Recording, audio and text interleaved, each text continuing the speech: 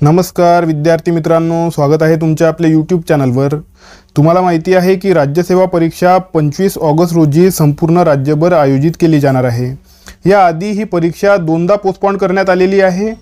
Lok Sabha election असल्या कारणाने एकदा ही परीक्षा पोस्टपोन करण्यात आलेली होती। त्यानंतर मराठा विद्यार्थ्यांना कॅटेगरी चेंज करण्यासाठी ऑप्शन ओपन करून देण्यात आलेला होता आणि त्यामुळे पुन्हा एकदा ही परीक्षा पोस्टपोन करण्यात आलेली होती। आता ही परीक्षा 25 ऑगस्ट रोजी होणार आहे।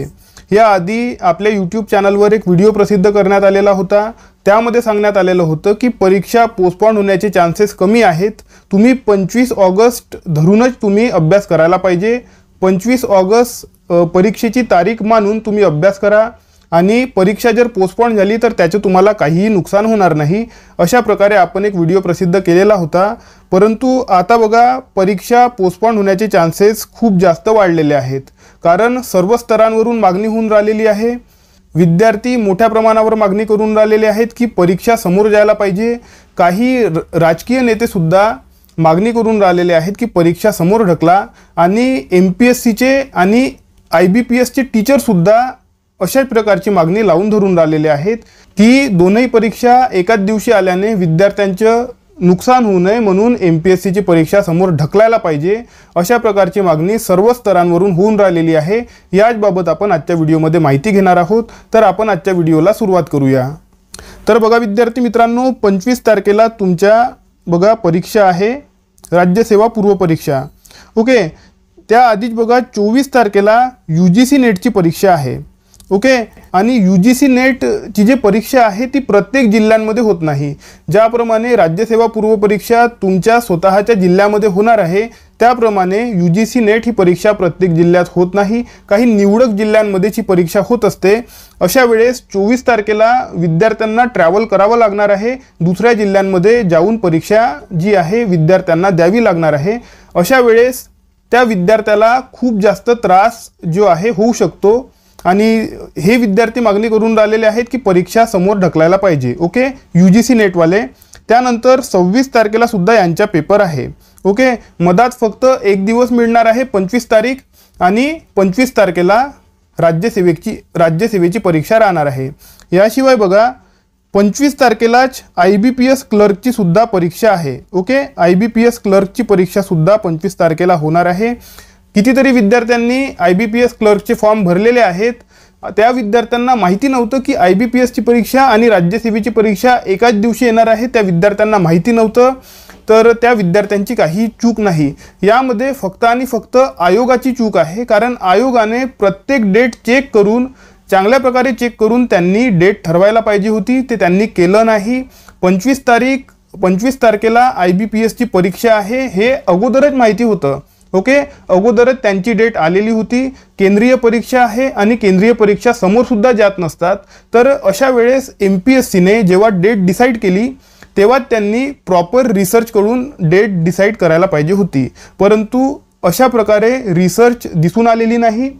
25 तारखेला डेट डिसाईड करताना त्या दिवशी कोणती केंद्रीय परीक्षा आहे की नाही याबाबत आयोगाने शहानिशा केलेली दिसून राहिलेली नाही। तर यामध्ये जी संपूर्ण चूक आहे ती चूक आयोगाची दिसून राहिलेली आहे, म्हणून हे विद्यार्थी सुद्धा मागणी करून राहिलेले आहेत की परीक्षा पोस्टपोन करायला पाहिजे।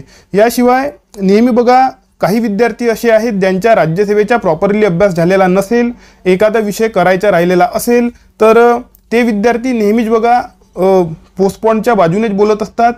आपण 2019 मध्ये जेव्हा कोविड आलेला होता, कोविडपासूनच आपण बघून राहिलेलो आहोत की ज्या विद्यार्थ्यांचा अभ्यास झालेला नसतो ते विद्यार्थी जर पोस्टपोनची मागणी होत असेल तर त्या मागणीला ते विद्यार्थी समर्थनच देत असतात।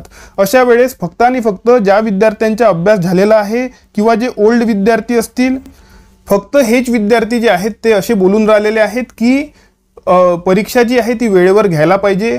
25 तारखेलाच परीक्षा घ्या। IBPSची परीक्षा आणि UGC नेटची परीक्षा आणि राज्यसेवेची परीक्षा या तीनही परीक्षांचे स्वरूप वेगवेगळं आहे। या तीनही परीक्षा वेगवेगळ्या आहेत, म्हणून परीक्षा वेळेवरच व्हायला पाहिजे। IBPSचा अभ्यास करणारे बहुतांश विद्यार्थी राज्यसेवेची परीक्षा क्रॅक करू शकणार नाही आणि राज्यसेवेचा अभ्यास करणारे विद्यार्थी IBPSची परीक्षा सहसा देत नाही। अशा प्रकारच्या लॉजिक ते विद्यार्थी देऊन राहिलेले आहेत।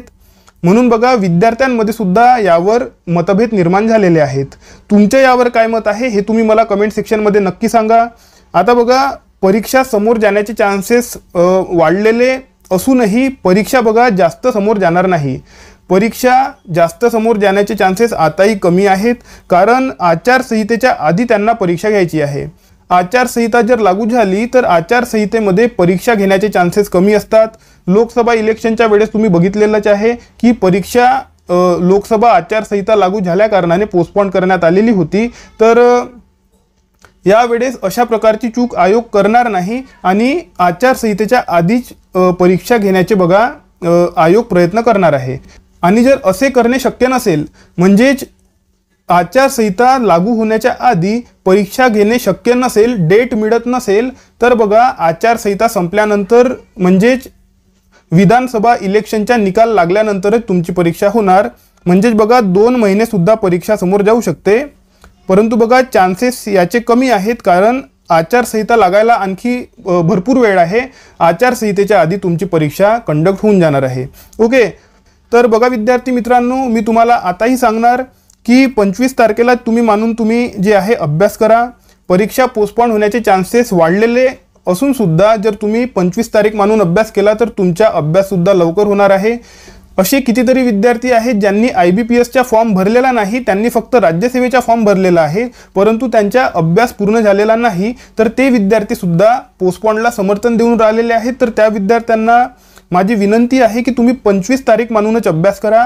25 तारखेपर्यंत जो विषय तुमचा व्हायचा असेल त्या विषयाचा तुम्ही अभ्यास संपूर्णपणे करून टाका, जेणेकरून जर परीक्षा पोस्टपोन झाली तर तुम्हाला रिव्हिजन करण्यासाठी सुद्धा खूप जास्त वेळ मिळणार आहे आणि तुमचा त्यामध्ये फायदाच होणार आहे. ओके, तर बघा विद्यार्थी मित्रांनो, हा महत्त्वपूर्ण व्हिडिओ होता. तुमचे यावर काय मत आहे हे तुम्ही मला कमेंट सेक्शनमध्ये नक्की सांगा. आता आपण भेटूया आपल्या पुढच्या व्हिडिओमध्ये. तोपर्यंत अभ्यास करत राहा. या व्हिडिओला लाईक करा, चॅनलला सबस्क्राईब करा आणि बेल आयकॉन प्रेस करून टाका. धन्यवाद.